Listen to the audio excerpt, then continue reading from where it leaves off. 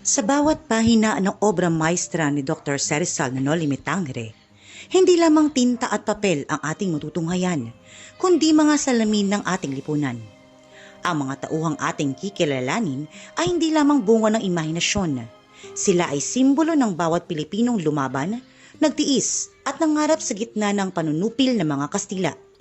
Halina't kilalanin ang mga mukhang nagbigay buhay sa kasaysayan ng ating lahi. Kahit ako'y kalimutan ng aking bayan, sa lahat ng sandali inaalala ko siya. Siya si Juan Crisostomo Ibarra y Magzalin, isang binata nag-aral sa Europa na nangarap ng pagbabago sa pamamagitan ng edukasyon at sumisimbolo sa mga progresibong Pilipino na naniniwala sa mapayapang reforma. Nang dahil sa aking pag-ibig ay dapat ko bang limutin ang alaala ng aking ina, ang karangalan ng aking ama sa turing? Maria Clara de los Santos y Alba.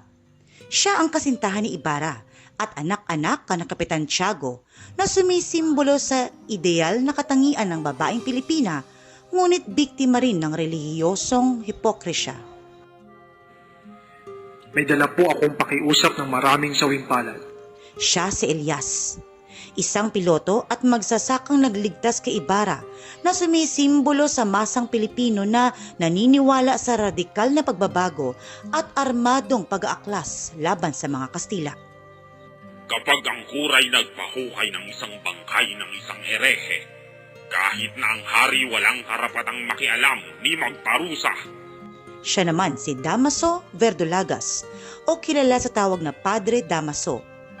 Isang paring Pransiskano na mapangmaliit at malupit na sumisimbolo sa mapang-aping kapangyarihan ng mga prayle at sa madilim na impluwensya ng simbahan.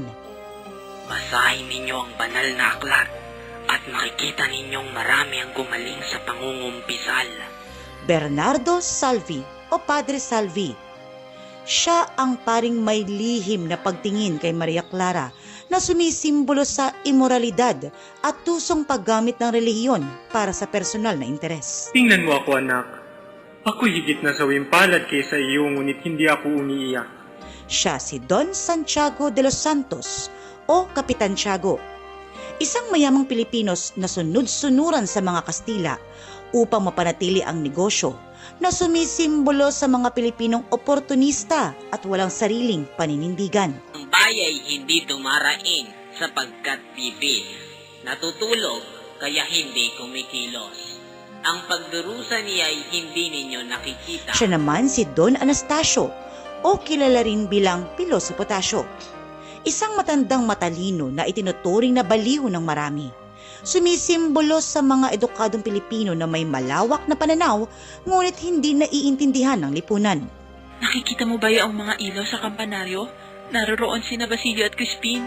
Ngunit di ko dinadalaw si Crispin dahil sa may sakit ang kura. Siya si Sisa, ang inang nawala ng bait matapos mawala ang mga anak, na sumisimbolo sa inang bayan na nagdurusa sa ilalim ng kolonyal na pang-aapi. Hindi ba mabuting tayong tatlo na lamang ang magsama-sama? Kayo, si Crispin, at saka ako. Basilio, siyang matandang anak ni Sisa na sakristan na sumisimbolo sa pag-asa ng kabataan at sa pasakit na nararanasan ng mga maralita. Sana ay nasa bahay tayo at kasama si Inang. Hindi nila ako mapagbibintangang nagnakaw. Crispin, siya ang bunsong anak ni Sisa na namatay sa kamay ng sakristan mayor na sumisimbolo sa kawalang malay na biktima ng karahasan ng simbahan. Kilalanin ninyo ang inyong kaharap. Hindi ito probinsyana o kalunya ng sundalo. Siya si Doña Victorina de los Reyes de Espadaña, isang Pilipinang nagpapanggap na Kastila at itinatakwil ang sariling lahi na sumisimbolo sa kaisipang kolonyal o colonial mentality. May sakit, ngunit mapapagaling. Bigyan ng likwen na may gatas sa umaga, arabe de altea at 2 pildoras de sinuglota. Don Tiburcio de Espadaña, ang pilay at sunod-sunurang asawa ni Doña Victorina na sumisimbolo sa mga huwad na eksperto at sa kawalang kakayahan ng ilang Kastila sa bansa. Aba, Excelentísima Senyora Pupot! Doña Consolacion, Siya ang asawa ng alperes na malupit at mapagkunwari na sumisimbolo sa mga Pilipinong nakalimot sa pinagmulan at naging kaaway ng sariling kalahi. Ikaw ay lalaki, kaya't katungkulan mong matutuhan kung ano ang buhay at nang mapaglingkuran mo ang iyong bayang pinagkakautangan ng lahat. Don Rafael Ibarra. Siya ang ama ni Crisostomo na namatay sa bilangguan. Sumisimbolo sa mga marangal na Pilipinong nagiging biktima ng inggit at maling paratang. Mapapangasawa ni Maria Clara si Ibarra. Mayaman siya at inaasahan kong hindi niya iibigin ng magkaroon ng sino mang kagalit na maaaring makahadlang sa kanyang kayamanan at kaligayahan. Padre Hernando de la Sibila. Isang paring Dominiko na mapagmasid at matalino na sumisimbolo sa matalinong bahagi ng simbahan na laging nag-iingat sa kanilang kapangyarihan.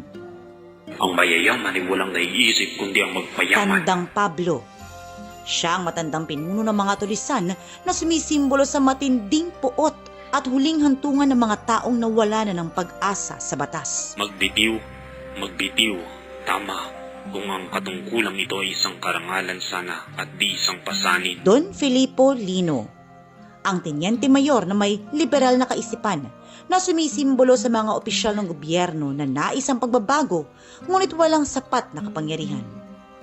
Dito po'y kailangang mabilanggo upang maging marangal. Don Guevara o Teniente Guevara, isang matapat na opisyal ng Guardia Civil na nagkwento kay Ibarra ng sinapit ng kanyang ama na sumisimbolo sa iilang Kastilang may konsensya. Kayong mabahala, ni magtanim sapagkat hindi kayo maahano hanggat ako ang namamahala rito sa Pilipinas. Kapitan General. Siya ang pinakamataas sa pinuno ng Pilipinas na sumisimbolo sa pamahalaang Espanya na may mabuting hangarin ngunit nahahadlangan ng kapangyarihan ng mga prayle. Kasumpang-sumpang sandali ang pagsunod ko sa kanyang payo. Sino ang nagutos sa akin magpalalo at magsinungaling?